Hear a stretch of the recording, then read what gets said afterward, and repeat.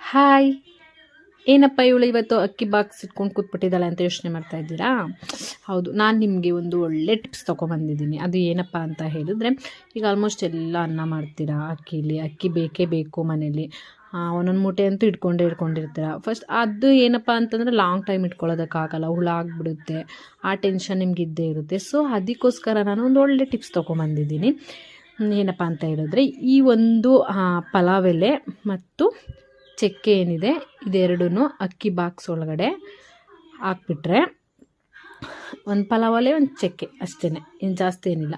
ಅದೇ ಹಾಕ್ಬಿಟ್ಟು ಇಟ್ಬಿಟ್ರೆ ನೀವು ತುಂಬ ದಿನ ನೀವು ಇಟ್ಕೋಬೋದು. ಯಾವುದೇ ಥರದ್ದು ಹುಳ ಆಗಲಿ, ಯಾವುದೇ ಥರದ್ದು ಆತೆ ಹುಳ ಆಗಿರ್ಬೋದು, ಆ ಚಕ್ಕೆ, ಆ ಪಲಾವ್ ಎಲೆ ಫ್ಲೇವರು, ಆ ಸ್ಮೆಲ್ಲಿಗೆ ಯಾವುದೇ ಥರದ್ದು ಹುಳ ಬರಲ್ಲ. ತುಂಬ ಟೈಮ್ ಇಟ್ಕೋಬೋದು, ಅಕ್ಕಿನ ಹಾಳಾಗಲ್ಲ. ನೀವು ಒಂದು ಸಲ ಟ್ರೈ